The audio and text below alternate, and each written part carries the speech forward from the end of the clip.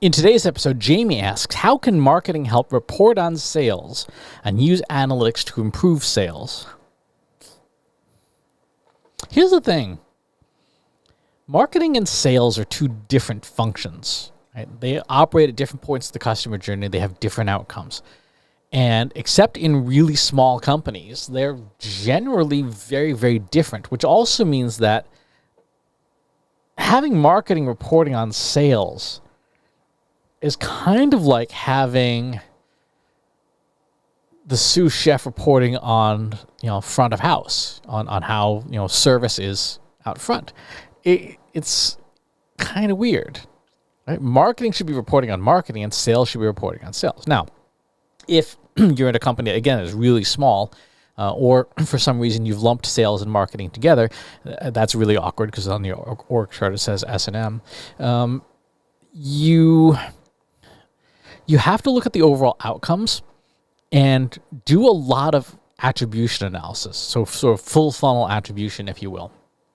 Because what you'd be looking for in a situation like that is at each stage in your marketing operations funnel, where are the weak points? When I worked at this one tech company in the past, marketing was responsible for marketing qualified leads. Sales was responsible for sales. And when we put the entire customer journey together and the operations funnel, what we found was that marketing had like a 20-ish% success rate in taking a prospect and moving them to a marketing qualified lead. Somebody who went from like a newsletter subscriber to request a demo or schedule a phone call. And then sales would take over those leads and close about 1% of them. Now, part of this was product marketing issues, product development issues. The product company was selling was half the quality and twice the price of its nearest competitor, which didn't really bode well. But even still, sales could only close about 1% of the leads they were given, which meant that marketing had to continually shovel greater and greater volumes of leads, less and less qualified leads, until frankly we ran out of runway. We ran out of qualified customers because there's only so many people who are going to buy that particular product. And we said to the sales team, look, if you guys could go from like 1% to 2% of closing your leads, you would double your revenue, right? And there was a lot of back and forth. There was a lot of discussion, vigorous discussion. And what eventually happened was that the head of sales got canned because they were a terrible sales leader, and about half the sales team restaffed, and the company did much better after that. So how marketing can help report on sales is building out that full funnel view. What's happening at each stage of a customer's interactions with us?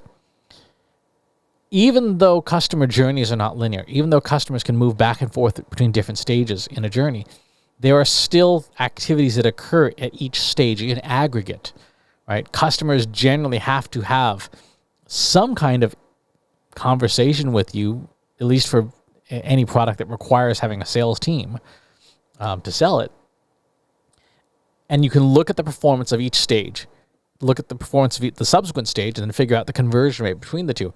And again, what you're looking for in terms of maximum impact is the weakest stage. What stage do you have your lowest conversion number at? And then can you fix that? Because if you can fix that bottleneck, then you really open up the flow from top to bottom for getting more results, for getting better results. And then, of course, some other part will become the problem after you fix the most problematic stage in your operations funnel.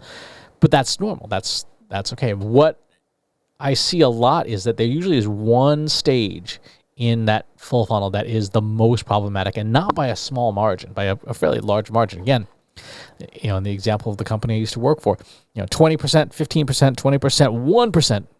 When you compare the numbers, the different levels of the funnel, it's like, okay, wow, that 1%, it really stands out as not good. Let's figure out what's gone wrong there first. Other things that marketing can do with analytics and data to improve sales is a lot of qualitative stuff. And this is where market research comes in super handy. And it's something that companies don't invest enough in. Market research, qualitative research, answers the question of why, right? One of the challenges with analytics is analytics, particularly quantitative, focuses heavily on the numbers, what happened. And they're important. I'm not going to say they're not important, but those numbers don't tell you why something happened. You can look at your data and say, marketing qualified leads were down 14% last quarter. Why? You can't tell from the data. It's not going to tell you. It's never going to tell you, because you have to talk to people. You have to survey them. You have to do focus groups, one-on-ones, shadowing customers, depending on your industry, to figure out why people are not converting to the level you want. And that requires investment, it requires time, it requires effort. But if you do it, it can dramatically improve your sales because it improves the overall sales process. If somebody says, yeah, your product just doesn't have the features I need, that can help your sales a lot, because your sales team at that point can say, well, we don't have this feature that customers really want, so we have to find some other angle to sell, right? If you can't beat features and benefits, then you're going to have to compete on something like price, because you don't have what the customer wants. You also should, at that point, be talking to engineering and saying, hey, the customer wants a green handle on this thing. Can we please make a version that has a green handle? Or whatever it is that you sell. So that's an area where marketing can use analytics to identify where the spots in the customer process where we need to be asking customers lots of questions. We need to be talking to customers. We need to be interviewing them. We need to be watching how they behave with our product, or as they evaluate it, so that we can improve our marketing. We can understand why someone might just ghost us, right? They try out our product, it doesn't do what they want, and they just ghost us because we didn't meet their needs. So those would be my suggestions. And those are things that even in larger companies where you have marketing and sales be separate, having that market research capacity, that market research capability is really valuable, because an awful lot of the time when you're using analytics, you're looking for an answer why, and you don't have the data to support any conclusions with evidence about why something is or is not the way it is. So really good question. A challenging answer. It's an expensive answer. Set expectations accordingly. Market research, my friend Tom Webster says this best, should be reassuringly expensive, like sushi and surgery. Right? You don't want to discount surgery, and you don't discount market research. You don't want DIY surgery, and you certainly don't want DIY sushi if you don't know what you're doing with raw fish. Right? You probably don't want DIY market research unless you have some skills in that area. If you don't, then like sushi and surgery, leave it to somebody that they do have those skills and the necessary equipment and the experience to make it work. So that's the answer to that question. Thanks for asking. If you like this video, go ahead and hit that subscribe button.